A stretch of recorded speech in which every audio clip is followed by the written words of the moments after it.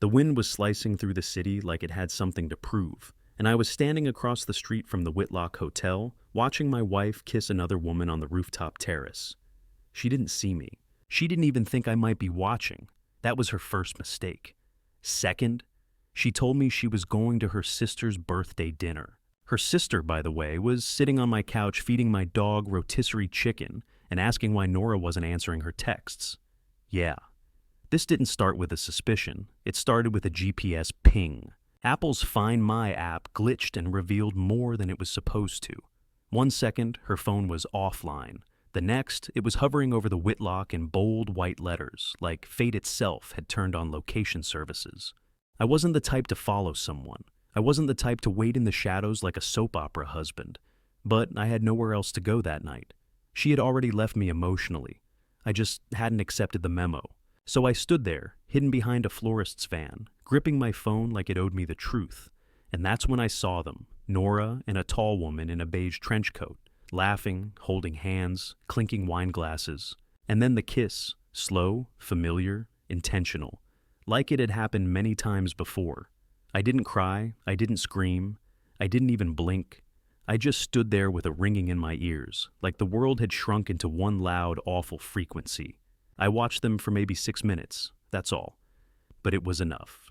When she came home that night, smelling like bergamot and lies, she kissed me on the cheek and told me traffic had been hell. I asked her if her sister had enjoyed the restaurant. She nodded.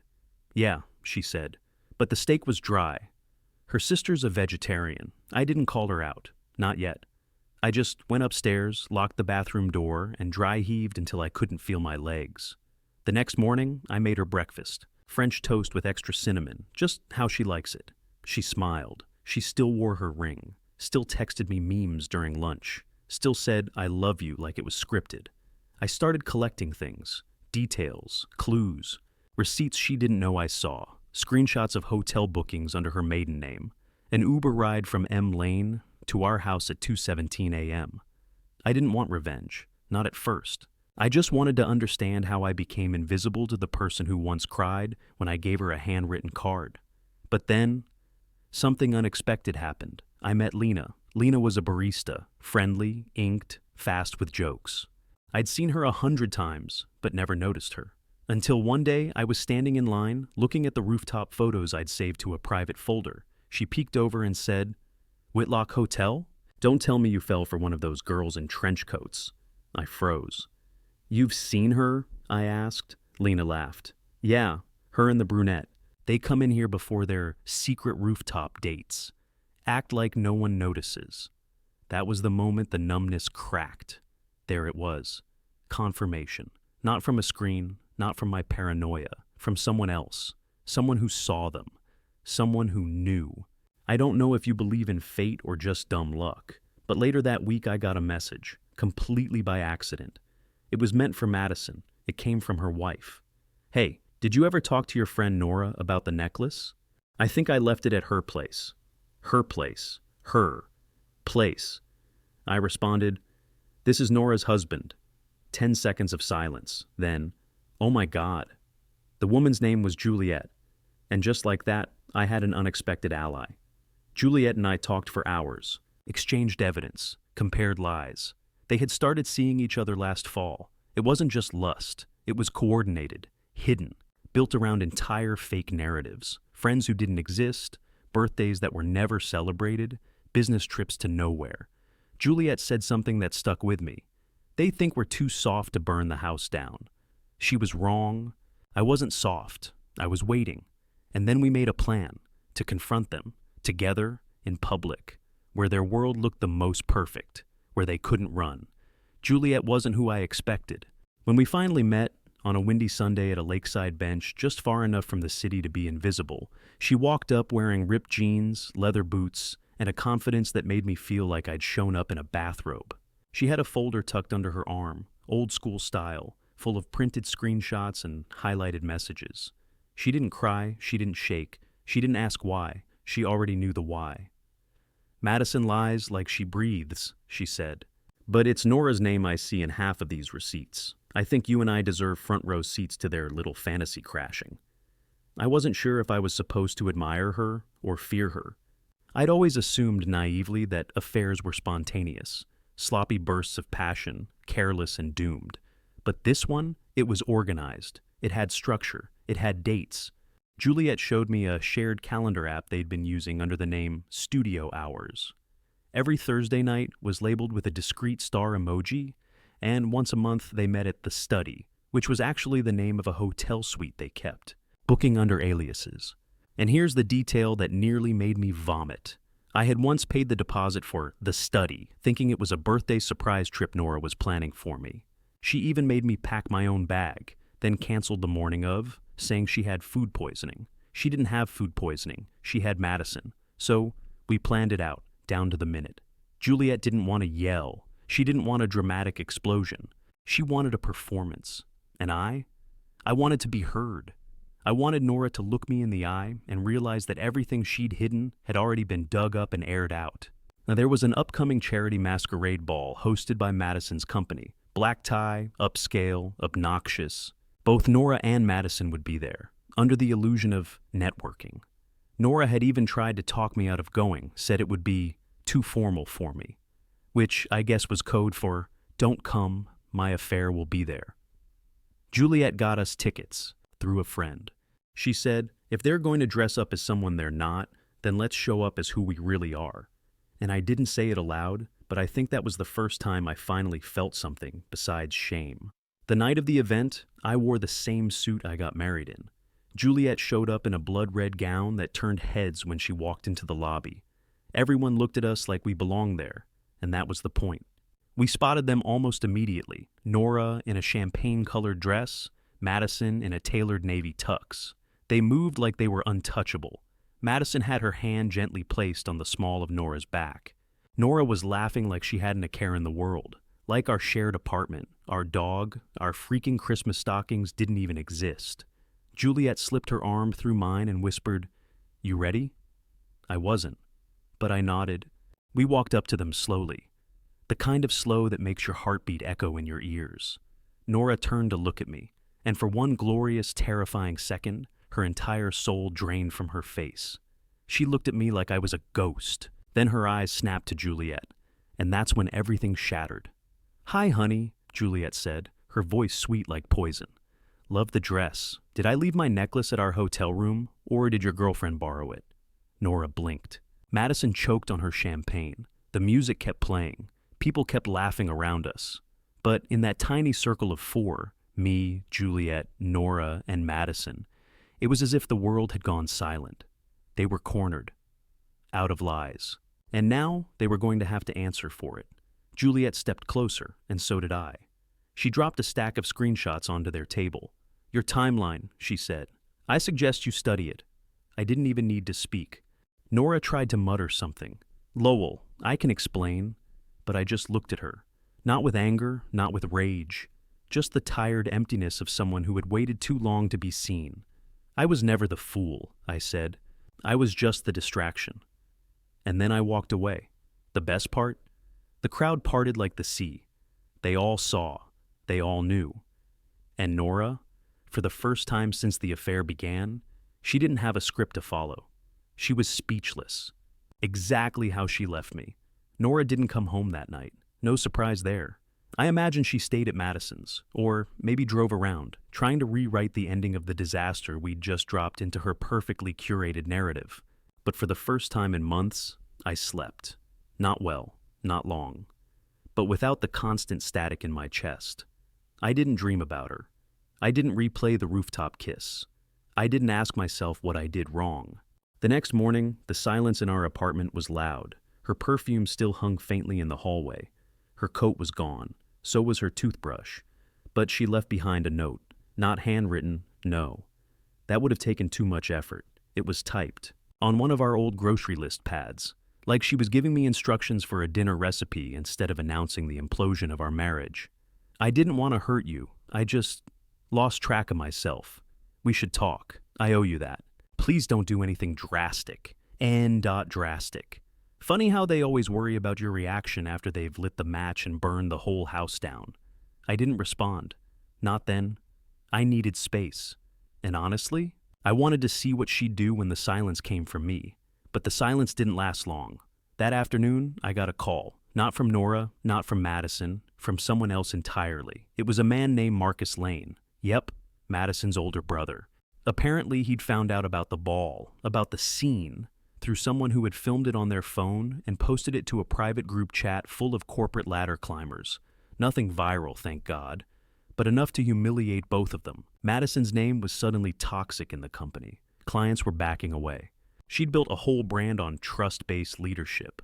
That's hard to sell when you're kissing your employee's wife at a charity gala, while your own wife drops screenshots on your table. Marcus wasn't calling to defend Madison. In fact, he opened with, "You don't know me, and I wouldn't normally get involved in family trash fires, but Madison screwed over the wrong people. You might want to prepare for some blowback." Blowback? He wasn't kidding. That night, Juliet messaged me. "Did you send anything to her company?" I told her no. I hadn't posted anything, emailed anyone, leaked screenshots. I hadn't even spoken to Nora. But someone had. Turns out, an anonymous email with attachments had been sent to Madison's corporate HR that morning. A full breakdown of her affair, dates, and behavior violations. The source? Unknown. But whoever it was had access to both women's inboxes. Juliet swore it wasn't her. I didn't do it either, which raised a chilling question. Who else knew? And that's when I remembered something. Weeks before the confrontation, Nora had borrowed my old MacBook for editing some videos. She never gave it back. I hadn't cared at the time. But now, I checked my iCloud account, synced devices, and I found a third party logged in. Someone named Elijah K42. I didn't know any Elijah, but this Elijah had downloaded everything. Photos, emails, notes, even voice memos. The next few days felt like living inside a cracked mirror. Every time I looked at a screen, there was a new ripple. Nora tried calling, texting, even sent me flowers. Ironic, considering she was allergic to lilies and I used to tease her about it. Madison? She went dark. Juliet said she'd moved out, maybe staying with a cousin upstate. Neither of us cared much where she landed. But that name, Elijah K42, kept haunting me. Until finally, I got an answer. An email, no subject, no signature. Just this. You're not the only person they hurt. I wanted you to see what they really are. Attached, a recording. A voice memo pulled from Nora's phone, dated 2 months ago. I played it, heard her laughing. Then her voice raw and real. Sometimes I think I never actually loved Lowell. I think I loved the idea of him. Stable, dependable, background noise. Like a fireplace in someone else's cabin. I don't remember hitting play a second time, but I must have, because I woke up hours later, still on the floor, the words looping in my ears. A fireplace in someone else's cabin. That was all I ever was to her. Not a partner, not even a person. Just ambiance. I didn't cry. I wanted to cry.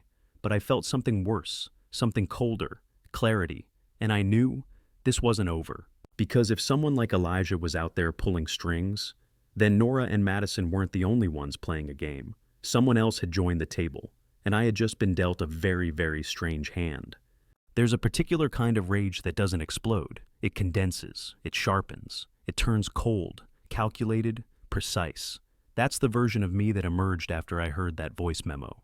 The one where Nora casually dissected our marriage like it was a book report she once wrote and forgot. I didn't throw a glass. I didn't scream into a pillow. I sat in my desk chair, hands folded, staring at my laptop like it was going to give me the answers to all of this. And maybe it did, just not in the way I expected, because that's when I started hunting Elijah. No last name, no IP, no photos, no public records, just that one username, Elijah K42, and the unmistakable trail of digital fingerprints he left behind. I checked every synced account, every login history, every app Nora had accessed from my devices. It was always the same name, same lowercase k period, same two-factor locations bouncing between Ohio, Vermont, and one login from a library computer in DC. And then came the kicker. He was logged into a private folder on Nora's Google Drive, not just reading, uploading. He was feeding it new files. What kind of files? That's when I opened the folder. And what I found was something between a confession and a digital execution. The folder had no title, just a single EM dash as the name. Inside, over 100 files. PDFs, audio clips, low-res screen recordings, even photos that had clearly been taken secretly. Some of Madison and Nora, some of Madison alone, looking out windows, texting, and a few of Nora at cafes, alone, sometimes even looking over her shoulder like she felt something off. But what shook me wasn't the content, it was the tone. This Elijah wasn't just spying, he was documenting, like a biographer chronicling the downfall of two people he once loved, or hated, or both. His captions were clinical, detached, almost poetic. Nora, 11:24 a.m. She orders oat milk now. She never used to. Madison, 7:52 p.m. Fake laugh. Second martini, watching the door, not the mirror. There was one folder marked emergency. It was password protected. I didn't try to open it right away. I wasn't ready. Instead, I called Juliet. Juliet didn't answer, which wasn't unusual. She told me early on she liked to disappear when she needed to recharge, said the city drained her like a leech. But when I texted her, "Have you heard of someone named Elijah K42?" she responded instantly. "Yes, do not open anything he sends you." That was all. No explanation, no context. I called. This time, she picked up on the second ring. Her voice was tight. "Where did you hear that name?" I explained everything.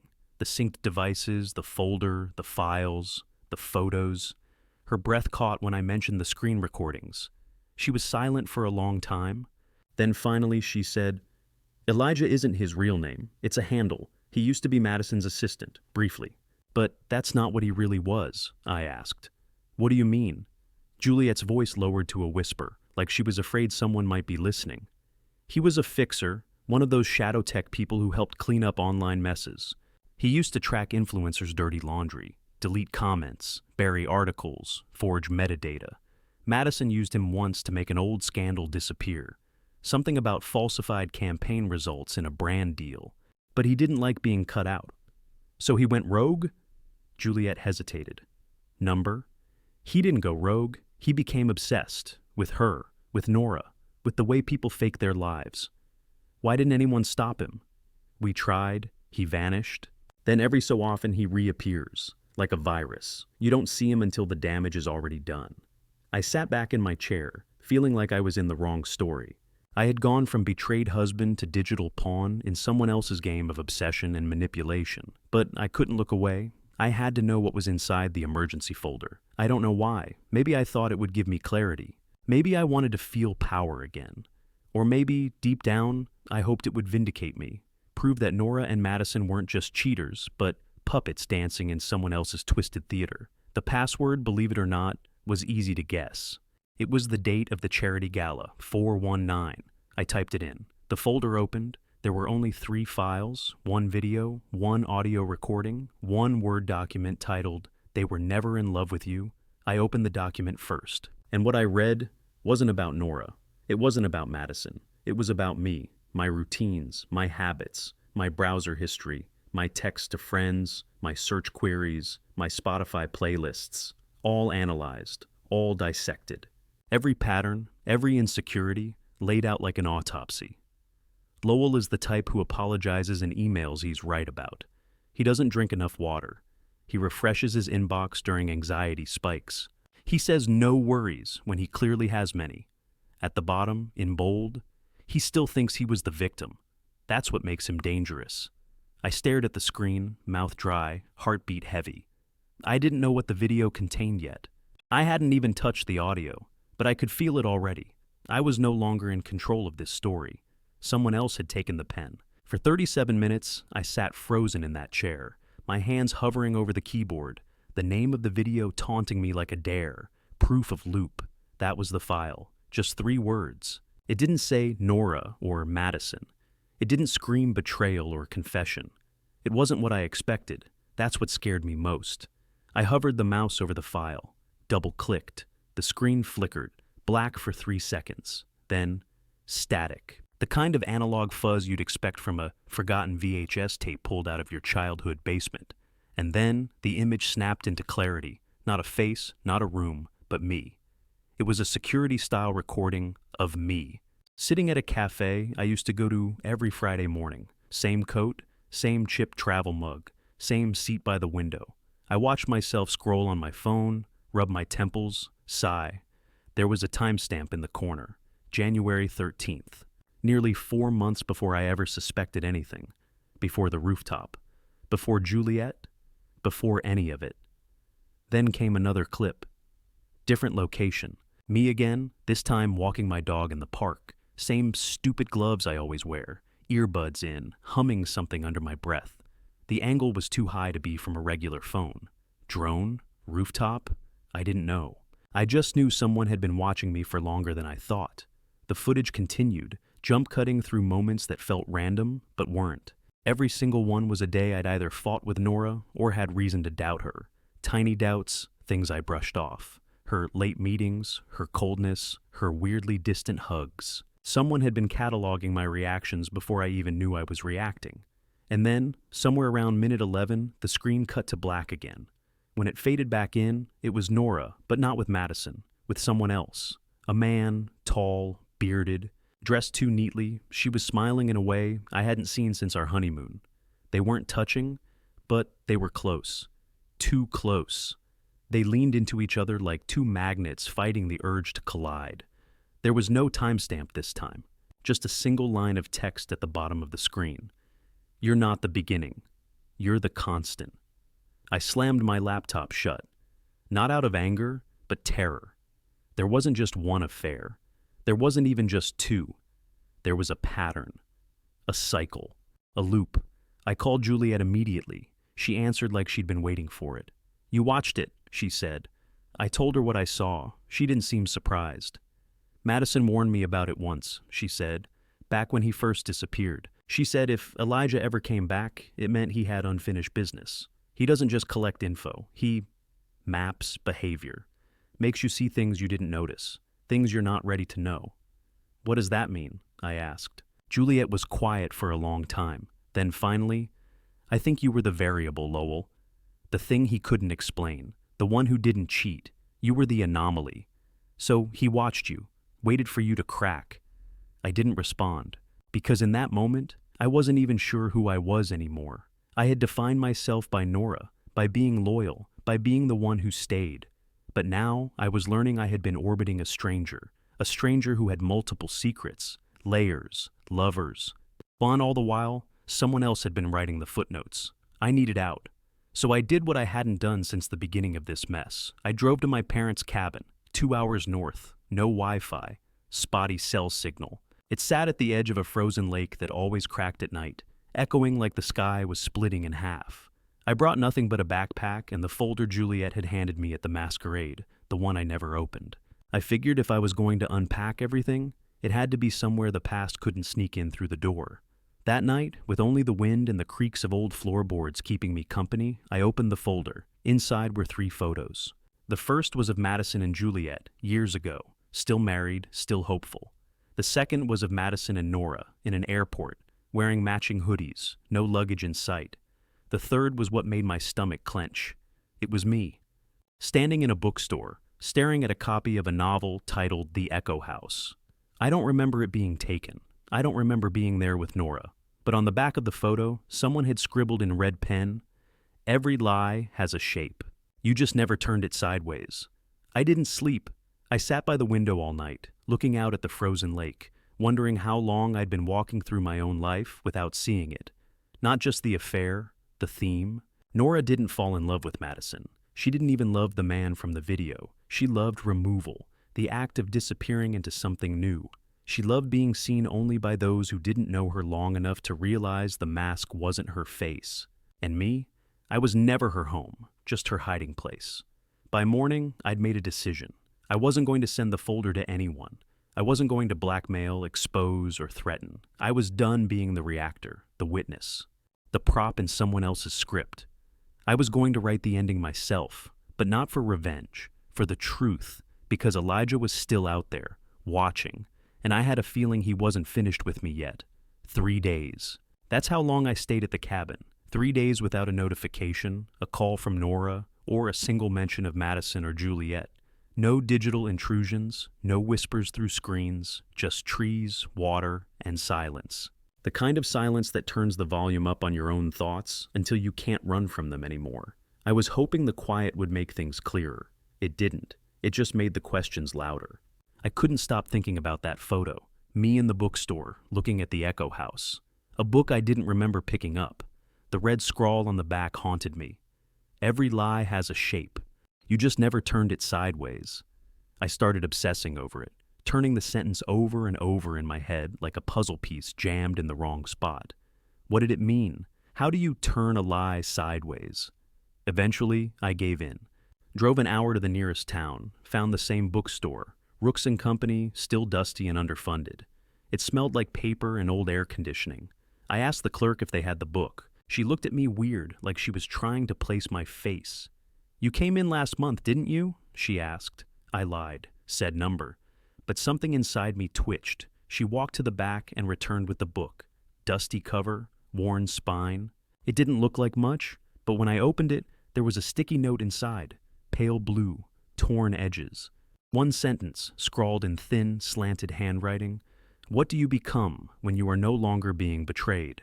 That was the moment I realized this wasn't about Nora anymore. It wasn't even about Madison. The cheating was the symptom. The shadow of something deeper. Something Elijah had somehow seen in me before I could even feel it. And then came the real shock. Taped to the last page of the book was a key. No note, no label, just a small brass key. Jagged edge. Faded number etched into one side. 204. I asked the clerk if this was part of some literary scavenger hunt. She said no.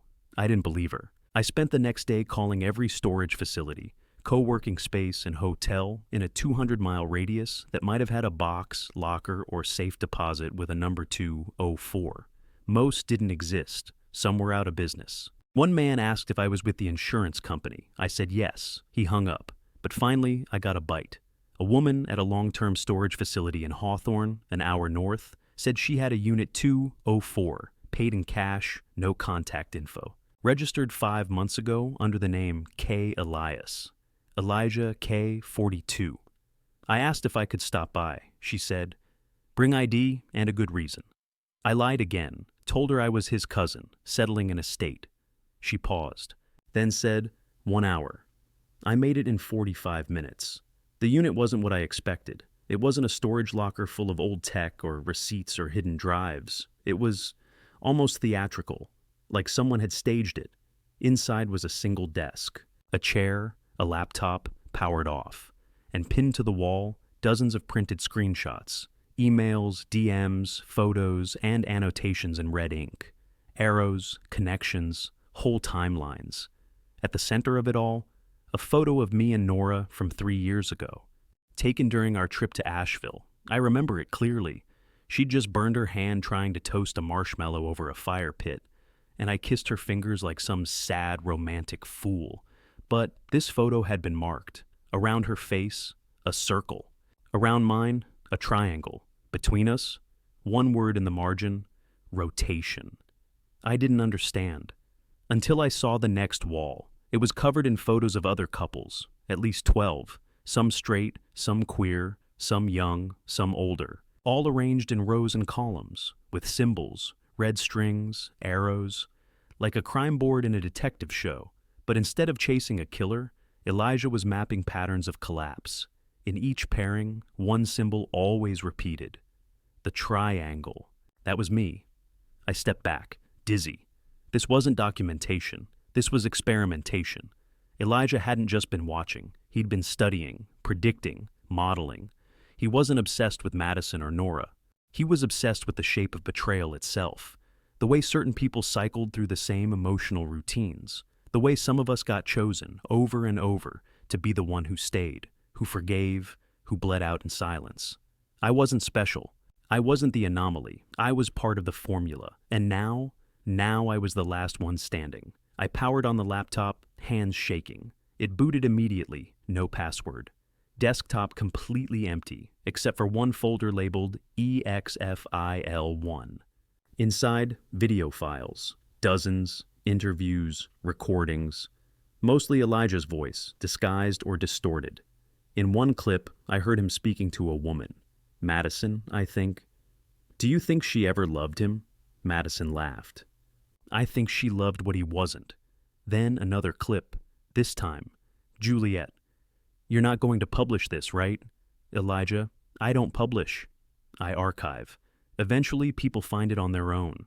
And then, one last video, titled For Lowell. I haven't opened it yet. It's sitting on a flash drive in my jacket pocket right now as I write this. Because for the first time, I'm starting to wonder if knowing the truth, the full truth, is really what I want. What if Elijah already knows how I'll end this story? What if he wrote it? Or worse, what if I already have? I watched the video at 3:17 a.m. I don't know why that time sticks in my head, but it does. I hadn't slept all night. My mind kept orbiting the same anxious planets. The photo of Nora and the stranger, the wall of symbols, the cryptic obsession Elijah had constructed piece by piece like some abstract, high-stakes art project. But nothing in that storage unit unnerved me more than the quiet simplicity of that file. For Lowell, no date, no icon. Just those two words glowing on the desktop like a challenge. I copied it to a flash drive, left the unit, and drove back to the cabin under a sky smeared with clouds. I made a pot of coffee I wouldn't drink, locked the door behind me, and sat in front of my laptop like I was preparing to speak to a judge. My fingers hovered over the trackpad, and for a second, I almost deleted it. I didn't want answers. I wanted to wake up in 2022 again, before everything cracked, but I clicked anyway. The screen went black. Then, a voice. Not Elijah's, Nora's. Unedited, unfiltered, just her, sitting on a couch I didn't recognize, in clothes I'd never seen. The video quality was grainy, and the angle was awkward, like it had been recorded through a webcam or a phone sitting slightly off-center. She looked younger, maybe a year or two ago. Her hair was shorter, blonder. Her face was tired in a way I never noticed when I was with her in real time. She spoke slowly, clearly, without crying or raising her voice. If he ever sees this, it means I messed up the timeline again. She paused, swallowed, looked down at something in her hands. I couldn't see what it was. Maybe a photo, maybe a script. I don't know. Hey, Lowell, I don't know how to say this, and I know how it sounds, but I'm not trying to be cruel. I never meant to hurt you. I meant to protect you from me, from how I use people. I don't even know how long I've been doing it. I just know it keeps happening. I get close, I build the illusion, and then I find something shiny and leave. Not because it's better, just because it's new. And I lie. Every time. I lie and smile and say things like forever and soulmate, and this time it's real. But it never is. She looked straight into the camera, not just looked, stared. You were supposed to be the last one, Lowell. I promised myself that. I told myself you were different, stable, solid. You didn't make me feel electrified. You made me feel safe. That should have been enough. She broke then. Her voice cracked. She didn't cry, but she closed her eyes like she couldn't bear to see herself anymore. But the truth is I miss the thrill. I miss the rush of starting over. And that makes me a coward. You were the first person who loved all of me, even the boring parts, and I repaid you by becoming someone I don't even recognize. Then, just when I thought it was over, Elijah's voice cut in, calm, robotic. The subject has admitted the loop. The triangle repeats. Emotional displacement has re-emerged, sequence confirmed. The screen cut to black. For a moment I thought the video had ended, but it hadn't. The screen lit up again, new footage. This time, it was me. Footage of me from earlier that week, at the storage unit, walking toward the building, pausing in the hallway, looking over my shoulder. I hadn't noticed any cameras there, but clearly Elijah had rigged something. My face looked different than I remembered, more sunken, hollow. Elijah's voice returned, layered over the video. He sees it now. The pattern, the echo, the constant isn't the betrayal. It's the belief that it won't happen again. That someone will love him like he loves them. That someone will choose stillness over motion. But they never do. And he never leaves. I closed the laptop. I felt like my lungs had been pressed under 1,000 invisible pounds. Because the worst part was, it was true. Not just about Nora, about me, about how I clung to the idea of permanence even when the walls were splintering, how I built temples around temporary people, how I mistook consistency for love. I wasn't the victim of a master manipulator. I was the architect of my own heartbreak. I stepped outside to breathe, and the air cut into my skin like winter hadn't left. The lake was still frozen, but I could hear the faint cracks beneath the surface. Ice pretending to hold itself together, just like I had for the past year. My phone buzzed. A text from Juliet. He's not done with you, and you're not done with her. I wanted to throw the phone into the lake, but I didn't, because she was right. Elijah wasn't just exposing the cycle, he was feeding it. And somehow, I had let myself become part of his case study. A volunteer, in fact. I opened the files, I chased the mystery, I kept asking for answers, and now I was starting to understand what rotation meant. Nora wasn't just one of many who betrayed, she was one of many who selected men like me. And men like me? We kept showing up, again and again, until someone broke the pattern, or until the pattern broke them. 1 month later, I was back in the city, standing outside the apartment Nora and I used to share, and I didn't feel angry. I didn't feel haunted. I didn't even feel sad. I just felt still. The kind of stillness that comes after a storm has wrecked your house and you realize you're not going to rebuild it. You're going to move somewhere else entirely. That morning, I had made a choice. No more checking old emails, no more rereading her texts, no more logging into synced calendars or revisiting voice memos, trying to make sense of nonsense. I'd been orbiting ghosts for months, ghosts of who I thought she was, who I thought I was. And somewhere in the process, I stopped living. The final video from Elijah didn't destroy me, it freed me. Because what he showed me, about Nora, about Madison, about myself, wasn't just dark or cynical, it was a mirror, a brutal, unfiltered, uncomfortable mirror. And when I looked at it long enough, I realized something. Patterns only repeat when you keep dancing to the same rhythm. I could stop. I could step off the carousel. And I did. Nora reached out a few times. I didn't block her. I didn't threaten her. I didn't even reply. What was left to say? I'd given her my loyalty, my trust, my quiet devotion, and she'd taught me, painfully but effectively, that none of that could keep someone who didn't want to be kept. Madison vanished. Juliet told me she moved to another city. Started over, again. I wished her luck. I genuinely did, because I understood the urge to disappear, to reset. But I chose a different path. I chose to stay, but not in the same life. I moved out of the city, rented a small place near a river, started volunteering at a local community center, helping kids with writing. Not because I'm some inspiring teacher, but because I know what it's like to feel voiceless, to feel like your story is being written by everyone but you. I met someone too. Her name's Wren. No, this isn't some fairy tale ending. We didn't lock eyes across a farmer's market and fall into a Nicholas Sparks montage. We met when I accidentally spilled coffee on her sketchbook at a library event. I apologized 17 times. She laughed, told me it was already ruined.